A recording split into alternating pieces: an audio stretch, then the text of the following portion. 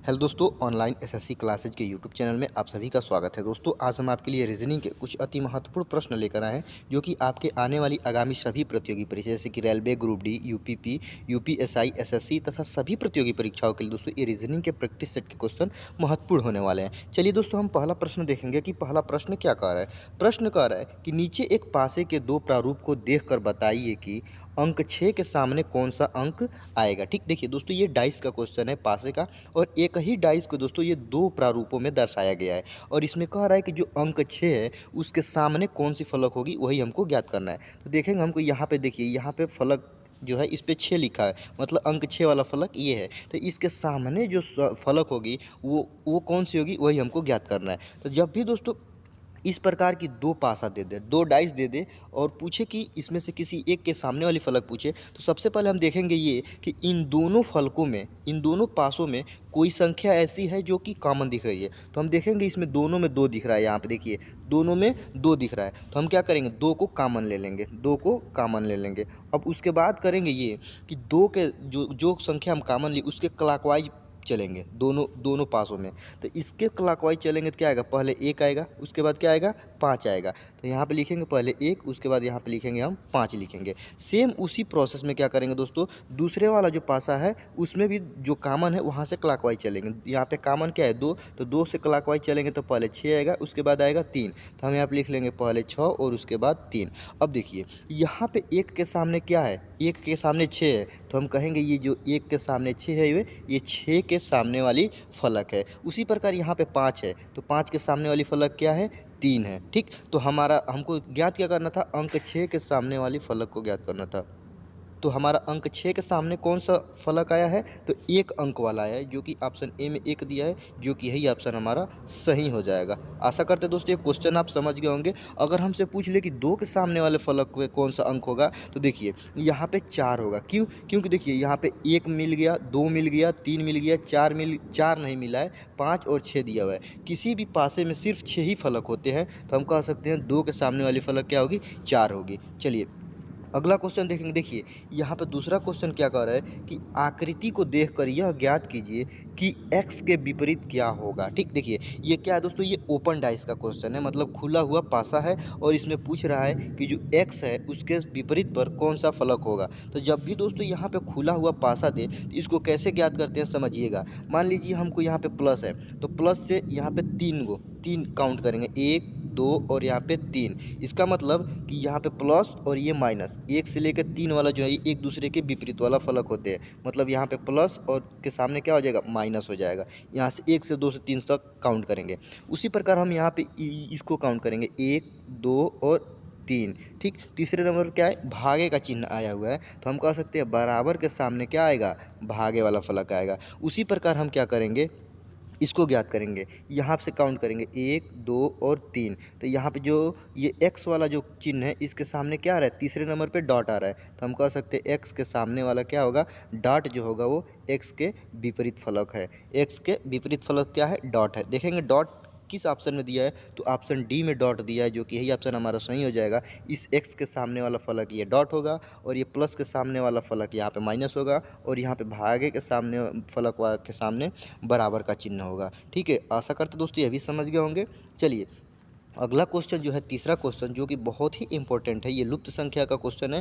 कह रहा है कि लुप्त संख्या ज्ञात कीजिए। इसको कैसे ज्ञात करेंगे, देखिए हम इस क्वेश्चन को अगर ध्यान से देखेंगे तो देखिए यहाँ से एक है और एक से ये आगे बढ़ती हुई संख्या दिख रही है। क्या हो रही है, एक से ये आगे बढ़ती हुई संख्या दे रही है, एक के बाद दो, दो के बाद छः, छः के बाद 24, 24 के बाद 120। तो हम इसको देखेंगे ये कि ये किस मेथड से बढ़ रही है, कि एक के बाद दो हो जा रहा है, दो के बाद छः, छः के बाद 24। इस मेथड को हम पकड़ने का कोशिश करेंगे। तो यहाँ पे हम एक को लेंगे। अगर हम दोस्तों इस एक को अगर दो से गुणा कर दें, एक को अगर दो से गुणा कर देंगे तो दो एकम दो हमको मिल जाएगा। अब जो दो मिला है ये वाला दो, अब देखिए इसके सामने वाला ये दो है, फिर इस दो को हम क्या करेंगे, तीन से गुणा कर देंगे।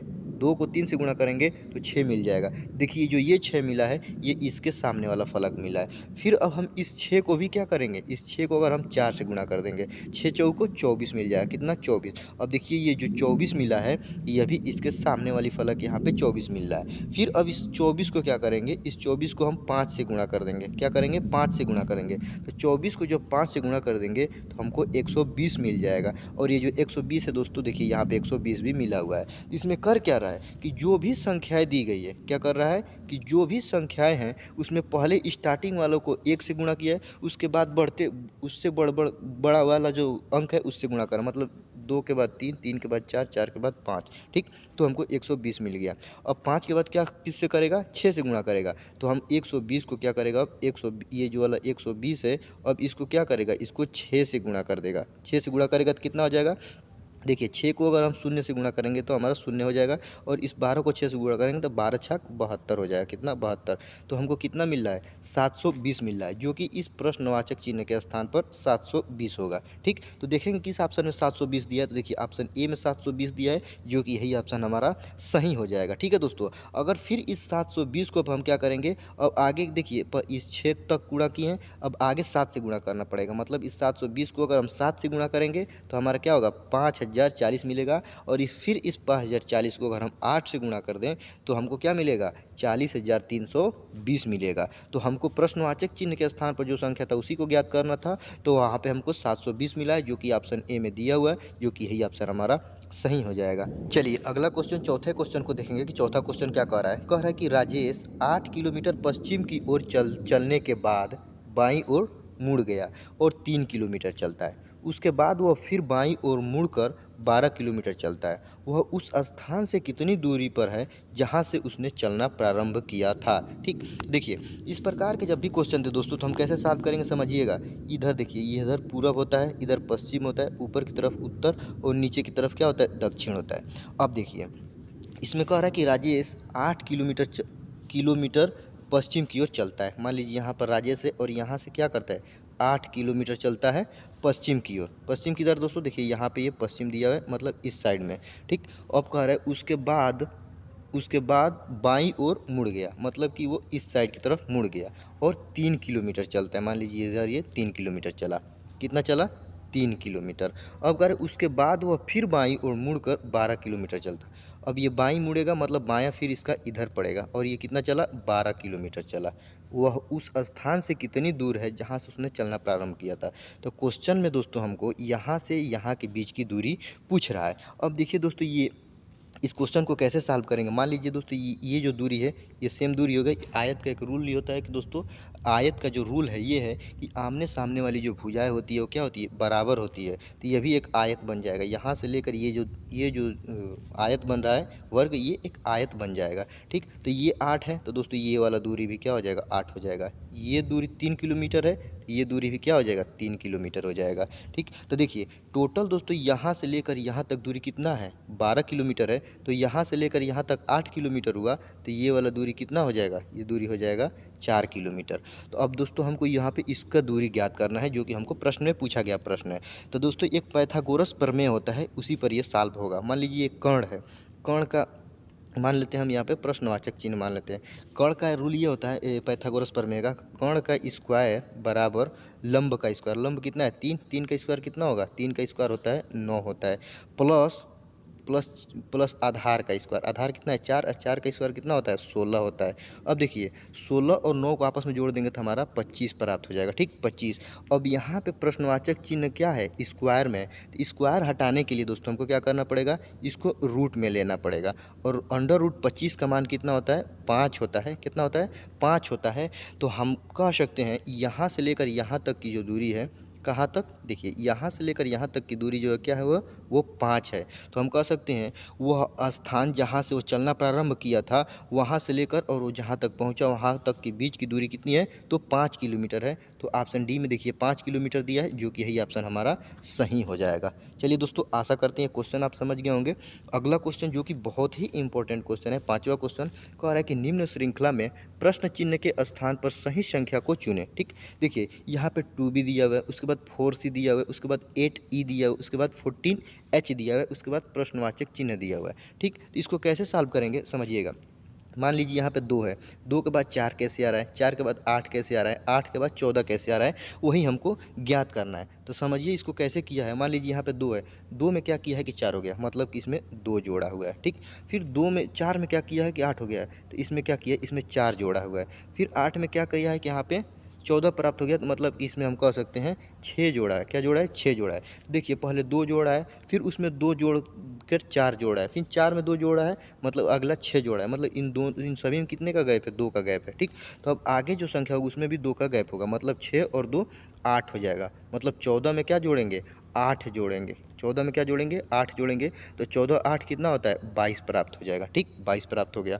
अब आगे देखेंगे कि यहाँ पे बी सी ई और एच कैसे आ रहा है, तो इसमें भी देखेंगे ये जो बी है दोस्तों, बी का प्लेस वैल्यू कितना होता है, 2 होता है। ठीक, और 2 में क्या जोड़ा है, 1 जोड़ा है। क्या किया, 2 में +1 जोड़ा है, 2 में 1 जोड़ेंगे तो 3 हो जाएगा, और 3 जो है सी का प्लेस वैल्यू होता है। अब इस सी में क्या जोड़ा है कि यहाँ पे ई हो गया, तो सी का प्लेस वैल्यू 3 होता है, और 3 में अगर हम 2 जोड़ दें, 3 2 कितना होता है, 5, और 5 जो है वो ई का प्लेस वैल्यू होता है। फिर ई में क्या जोड़ा है कि यहाँ पे एच हो गया है, तो ई का प्लेस वैल्यू 5 होता है, और 5 में अगर हम 3 जोड़ दें तो 5 3 8 होता है, और 8 जो है वो एच का प्लेस वैल्यू होता है।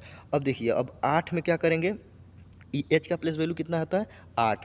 अब 8 में क्या जोड़ेंगे, 4 जोड़ेंगे। क्या जोड़ेंगे, 4। 8 और 4 12 होता है, और 12 का प्लेस वैल्यू क्या होता है, 12 किसका प्लेस वैल्यू है, तो वो है एल का प्लेस वैल्यू है। कितना, एल का प्लेस वैल्यू। तो हमारा जो इस प्रश्नवाचक चिन्ह के स्थान पर जो संख्या है वो क्या आएगा, वो आएगा 12L आएगा। तो देखेंगे किस ऑप्शन में 12L दिया हुआ। तो देखिए ऑप्शन ए को यहाँ पर ध्यान से देखिए, क्या दिया हुआ है, 12L दिया है, जो कि यही ऑप्शन हमारा सही हो जाएगा। चलिए छठवां क्वेश्चन देखेंगे। छठवां क्वेश्चन कह रहा है कि निम्नलिखित में से किस रेखाकृत द्वारा ग्राम, जिला और राज्य को निरूपित किया गया है। ठीक, तो देखिए दोस्तों, हम भी क्या करेंगे, गोले के द्वारा ही दर्शाकर इसको सॉल्व करेंगे। ये बेन आरेख का क्वेश्चन है। ठीक, क्योंकि सभी में देखेंगे कि ये गोलों से ही दर्शाया हुआ है। ठीक, तो सबसे पहले क्या हो जाएगा, इसमें दिया है ग्राम, जिला और राज्य, तो सबसे बड़ा क्या होगा, सबसे बड़ा राज्य होगा। राज्य के बाद क्या आएगा, जिला आएगा। जिला के बाद क्या आएगा, ग्राम। क्यों, क्योंकि राज्य के अंदर क्या होता है, कई जिले होते हैं। ठीक, और जिले के अंदर कई ग्राम होते हैं। तो सबसे पहले हम क्या करेंगे, राज्य को निरूपित करेंगे। राज्य के अंदर जिले होते हैं तो जिला को निरूपित करेंगे, और जिलों के अंदर ग्राम होते हैं मतलब गांव, तो हम बीच में गांव को अंदर डालेंगे। तो देखेंगे ये वाला आकृति किस ऑप्शन में दिख रहा है, तो ऑप्शन बी में जो आकृति है सेम वही आकृति हम यहाँ पे ड्रॉ किए हैं, तो ऑप्शन बी हमारा सही हो जाएगा। तीसरा क्वेश्चन क्या कह रहा है कि शशि सुनीता से 2 वर्ष बड़ी है, सुनीता बिंदु से 3 वर्ष बड़ी है, और शेखर बिंदु से 1 वर्ष बड़ा है, कौन सबसे छोटा है। ठीक, इस क्वेश्चन में पूछ रहा है कि सबसे छोटा कौन है, वही हमको ज्ञात करना है। तो सबसे पहले देखेंगे इसमें नाम कितने हो रहे हैं। देखिए यहाँ पे शशि हो रहा है, तो हम यहाँ पे शशि को एस ए से मान लेंगे। उसके बाद सुनीता हो रहा है, सुनीता को एस यू से मानेंगे। उसके बाद कह रहा है यहाँ पे बिंदु, तो यहाँ पे बिंदु को बी से मानेंगे, और आगे कह रहा है शेखर, तो यहाँ पे एस ई से मान लेते हैं। अब आगे क्वेश्चन को क्या कह रहा है, क्वेश्चन पढ़ेंगे। कह रहा है शशि जो है वो सुनीता से 2 वर्ष बड़ी है। मान लीजिए सुनीता है। ठीक, और सुनीता से क्या है, 2 वर्ष बड़ा है कौन, शशि बड़ी हुई। ठीक, आगे कह रहे सुनीता बिंदु से 3 वर्ष बड़ी है। मान लीजिए बिंदु है, बिंदु की हाइट इतना है, मतलब कि इतनी वर्ष की है। अब बिंदु से 3 वर्ष बड़ा कौन है, सुनीता है। सुनीता जो है बिंदु से 3 वर्ष बड़ी है। आगे कह रहा है शेखर बिंदु से 1 वर्ष बड़ा है। जो ये शेखर है यह भी क्या है, बिंदु से 1 वर्ष बड़ा है।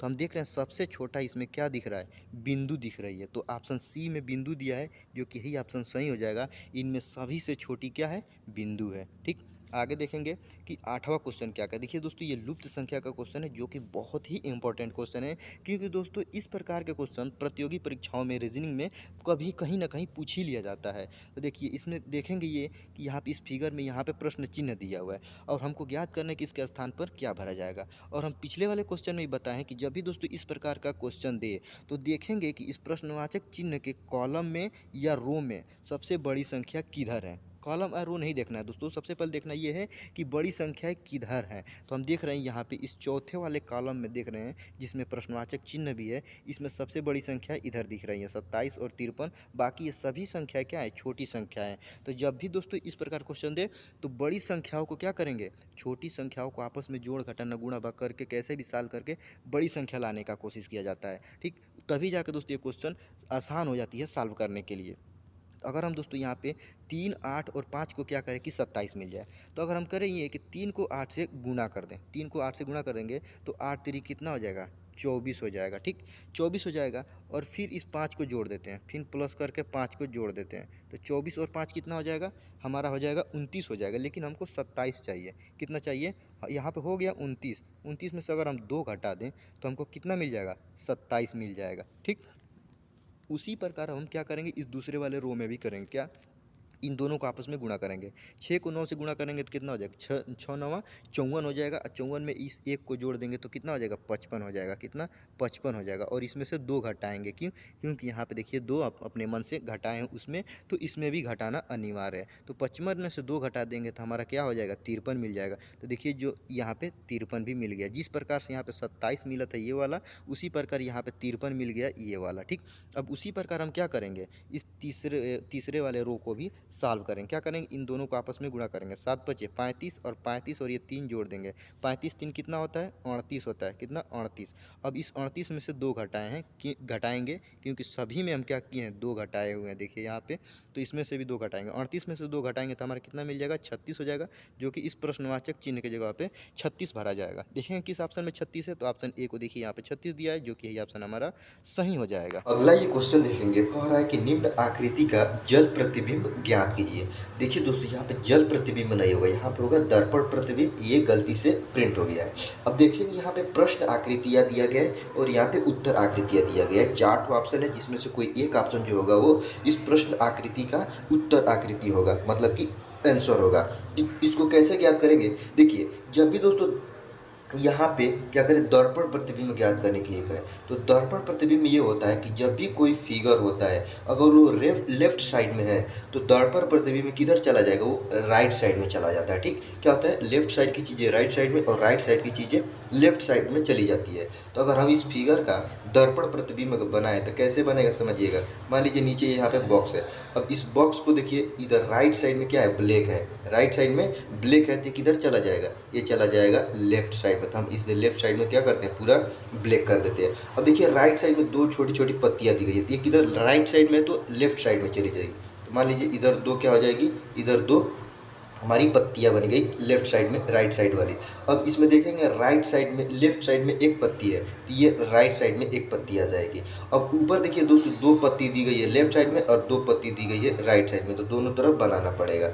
अब उसके बाद यहाँ देखिए लेफ्ट साइड में यहाँ पे एक बड़ा पत्ती निकला हुआ है इधर, तो ये राइट साइड में इधर बड़ा पत्ती बन जाएगा। और यहाँ पे लेफ्ट साइड में एक क्या है, छोटा सा पत्ती है राइट साइड में, तो ये छोटा सा पत्ती राइट साइड में चला जाएगा। तो अब देखेंगे ऐसा आकृति किस फिगर में दिख रहा है, तो ऑप्शन ए को देखेंगे तो देखिए यहाँ पे जो ब्लैक वाला है दोस्तों ये राइट साइड में, लेकिन यहाँ पे ब्लैक वाला किधर है, ये लेफ्ट साइड में, तो ये ऑप्शन हमारा नहीं होगा।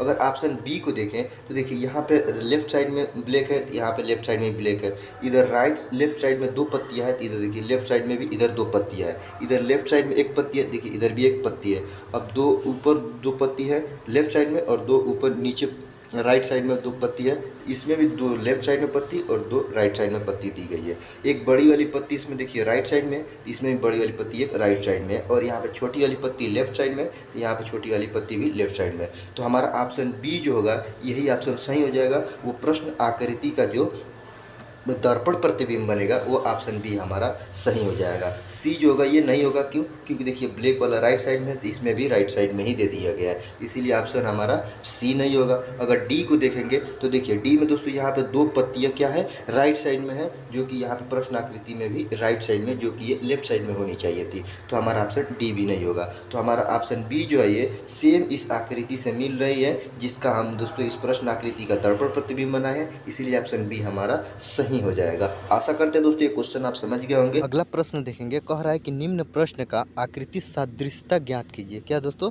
आकृति सादृश्यता ज्ञात कीजिए। यहाँ पे प्रश्न आकृति दिया गया है और यहाँ पे उत्तर आकृतियाँ दी गई है, जिसमें से कोई एक ऑप्शन जो होगा वो इस प्रश्न चिन्ह के स्थान पर भरा जाएगा। तो इसको कैसे ज्ञात करेंगे? देखिए, करना ये है दोस्तों कि यहाँ पे जो प्रश्न आकृतियाँ दी गई है, इसमें देखिए इसका संबंध इससे है। क्या है दोस्तों? इसका संबंध इससे है।